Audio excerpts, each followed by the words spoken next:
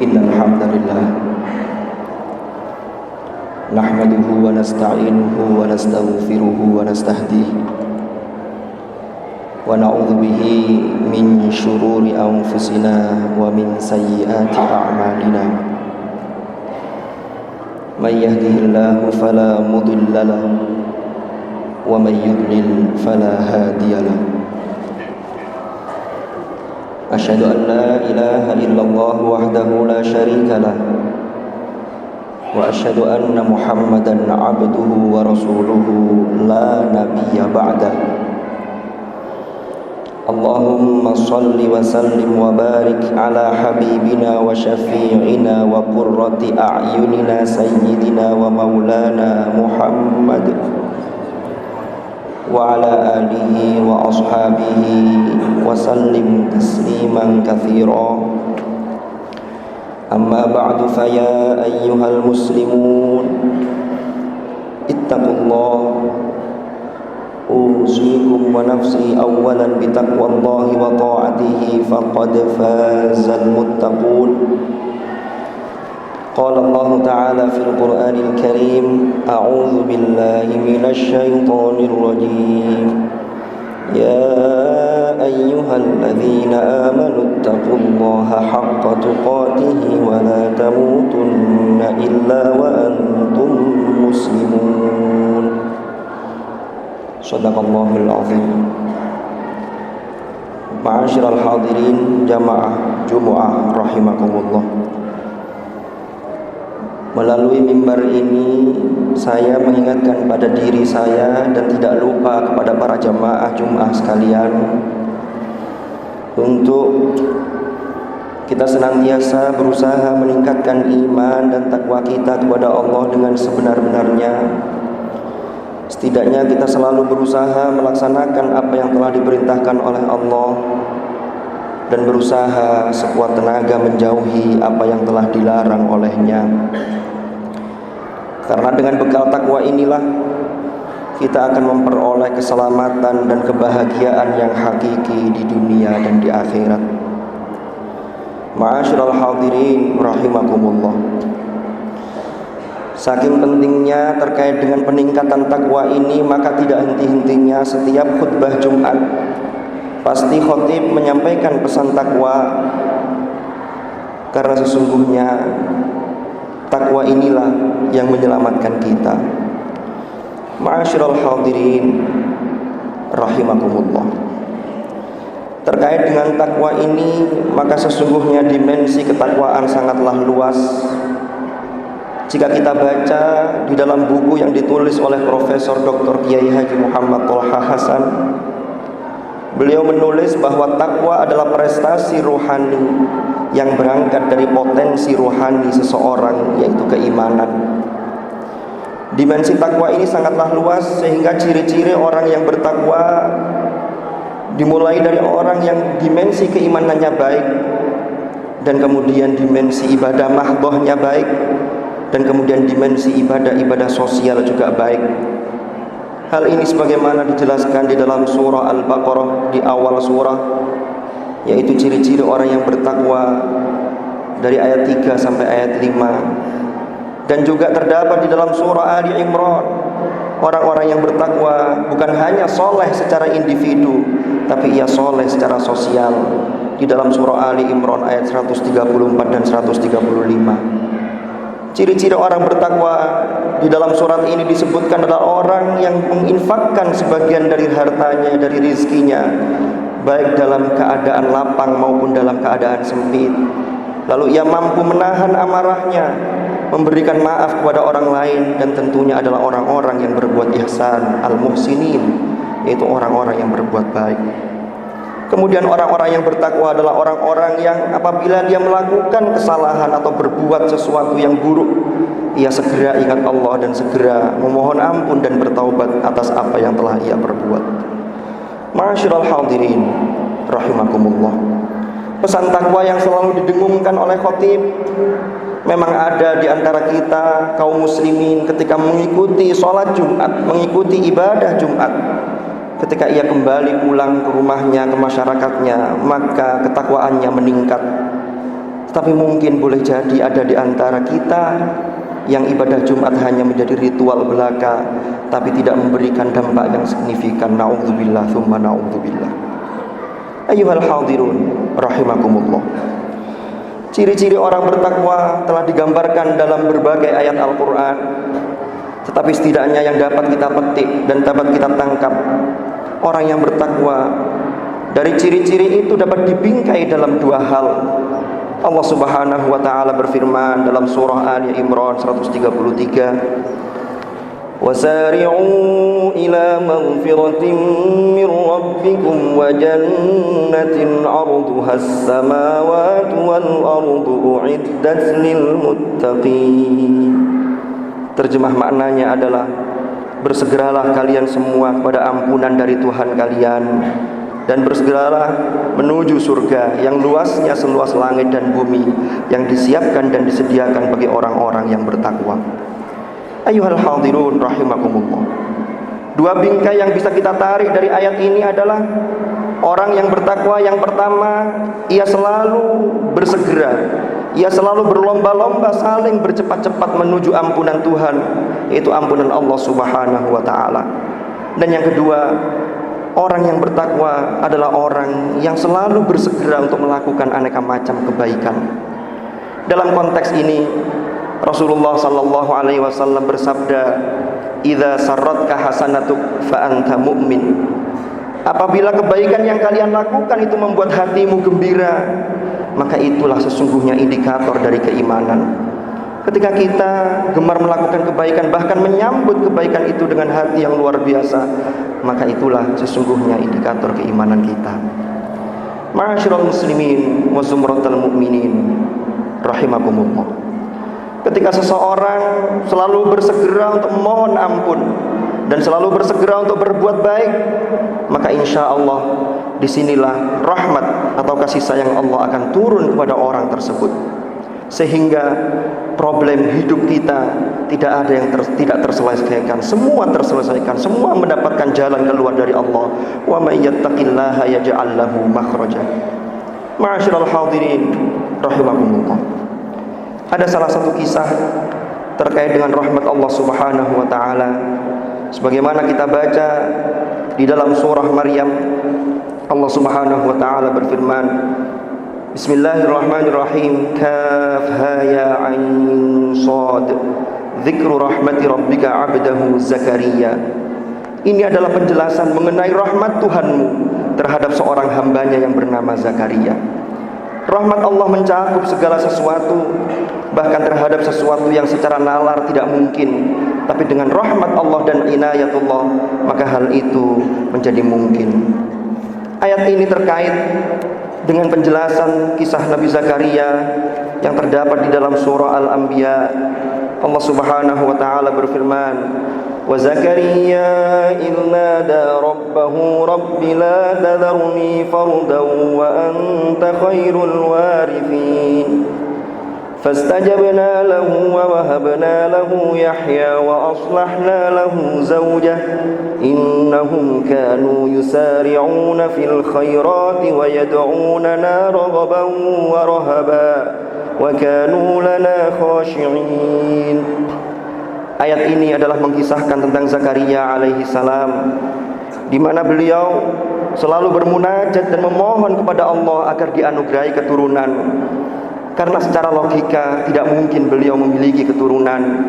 Beliau tulang-tulangnya sudah mulai tua renta, mulai rapuh, bahkan seluruh kepalanya dipenuhi dengan uban.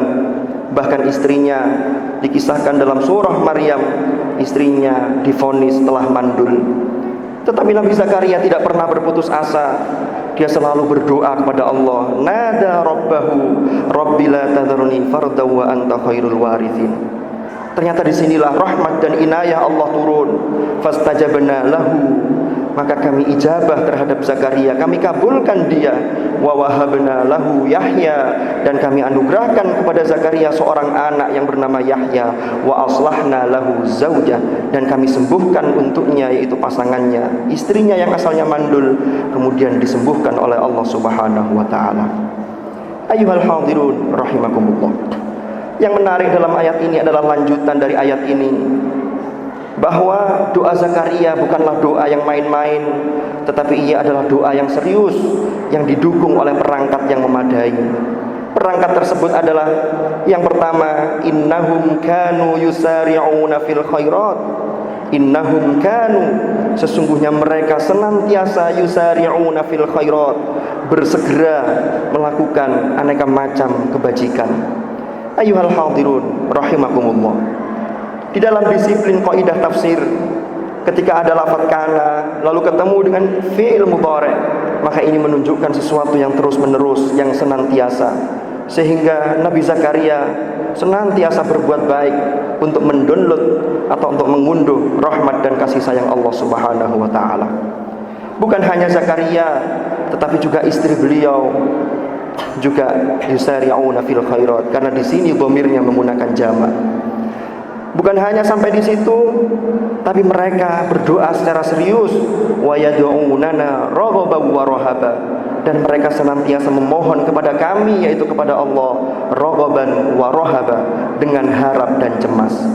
Harap yaitu menunjukkan sikap yang optimis, sementara cemas menunjukkan agar dia atau kita, ini pelajaran buat kita, tidak bangga dengan amal yang kita lakukan. Kita khawatir jangan-jangan dosa kita menghalangi doa kita untuk dikabulkan. Ayyuhal hadirun rahimakumullah. Cara Nabi Zakaria berdoa juga dijelaskan di dalam surah Maryam. Dzikru rahmati rabbika 'abdahu Zakaria idz nada rabbahu nidaan khafiyya. Nidaan khafiyya, jika kita lihat dalam Quran terjemah, maka kita akan temukan nidaan khafiyya adalah sebuah doa lemah lembut dan penuh dengan sopan santun. Tapi jika kita telisik lebih jauh dalam penafsiran, maka akan ketemu khafiyah jika dikaitkan dengan pribadi Zakaria, maka maknanya adalah dia berbisik dengan lemah lembut. Tetapi jika dikaitkan dengan ruang dan waktu, maka Nabi Zakaria berdoa dalam kondisi yang sepi, dan itu terdapat pada malam hari, khususnya sepertiga malam terakhir. Dan syarat yang ketiga, turunnya rahmat Allah, yaitu wa kanu lana khashi'in. Mereka terhadap kami, kata Allah, khashi'in, adalah orang-orang yang khusyuk, yang tunduk patuh, yang selalu khusyuk dimanapun ia berada. Mudah-mudahan kita meneladani Nabi Zakaria dalam berdoa dan munajat kepada Allah, dengan selalu menampukan aneka macam kebajikan yang sifatnya universal dan banyak sekali macamnya. Lalu kita berdoa dengan rasa optimisme, sekaligus kita tidak bangga dengan amal kita, dan dengan khusyuk.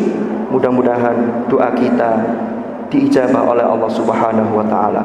Mudah-mudahan masalah yang kita hadapi diberi jalan keluar yang terbaik oleh Allah Subhanahu wa taala. Dengan demikian, maka pribadi yang bertakwa tidak ada keraguan dan tidak ada ketakutan, karena ia yakin Allah akan menolongnya. Mudah-mudahan langkah kita selalu diridhoi oleh Allah Subhanahu wa taala. Allah Subhanahu yaqul wa biqawlihi yahtadil muhtadun. Man 'amila shalihan falinafsihi wa man asaa fa'alaiha wa ma rabbuka bidhallamin lil 'abid. Barakallahu li wa lakum fil Qur'anil karim wa nafa'ani wa iyyakum bima fihi minal ayati wa dzikril hakim wa taqabbala minni wa minkum tilawatahu innahu ta'ala jawadun karimun barrur raufur rahim. أقول قولي هذا وأستغفر الله لي ولكم فاستغفروه إنه هو الغفور الرحيم وقل رب اغفر وارحم وأنت خير الراحمين. اللهم صل وسلم على سيدنا محمد وعلى آل سيدنا محمد.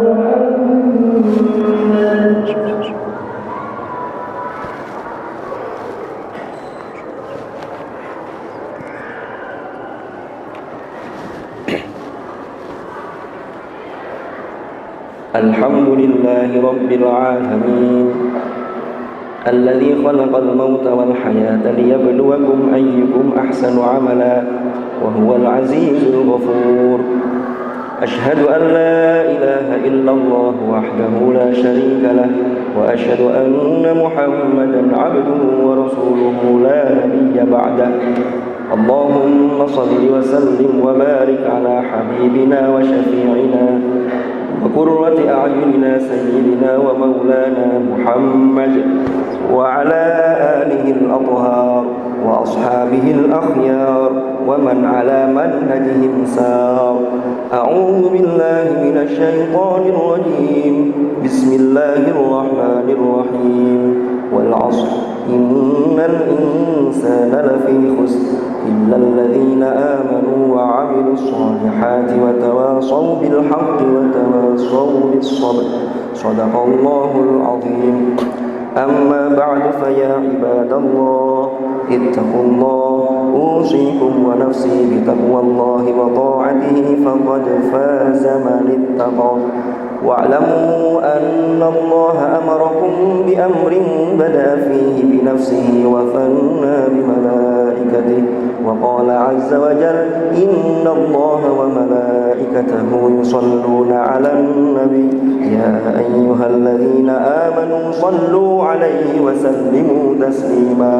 اللهم صل وسلم وبارك على سيدنا محمد وعلى آل سيدنا محمد كما صليت وسلمت وباركت على سيدنا إبراهيم وعلى آل سيدنا إبراهيم في العالمين إنك حميد مجيد. وارض اللهم عن الخلفاء الراشدين ساداتنا أبي بكر وعمر وعثمان وعلي وعن بقية أصحاب رسول الله أجمعين وعن التابعين وتابعيهم بإحسان إلى يوم الدين. وارض عنا معهم برحمتك يا أرحم الراحمين. اللهم اغفر للمؤمنين والمؤمنات والمسلمين والمسلمات الأحياء منهم والأموات إنك سميع قريب مجيب الدعوات. اللهم أصلح لنا ديننا الذي هو عصمة أمرنا وأصلح لنا دنيانا التي فيها معاشنا وأصلح لنا آخرتنا التي إليها معادنا واجعل الحياة زيادة لنا في كل خير واجعل الموت راحة لنا من كل شر يا أرحم الراحمين. رب اجعلني مقيم الصلاة ومن ذريتي ربنا وتقبل دعاء. ربنا اغفر لي ولوالدي وللمؤمنين يوم يقوم الحساب. ربنا آتنا من لدنك رحمة وهيئ لنا من أمرنا رشدا. ربنا آتنا في الدنيا حسنة وفي الآخرة حسنة وقنا عذاب النار. عباد الله إن الله يأمر بالعدل والإحسان وإيتاء ذي القربى وينهى عن الفحشاء والمنكر والبغي يعظكم لعلكم تذكرون. فاذكروا الله العظيم يذكركم واشكروه على نعمه يزدكم واسألوه من فضله يعطكم ولذكر الله أكبر. أقيموا الصلاة.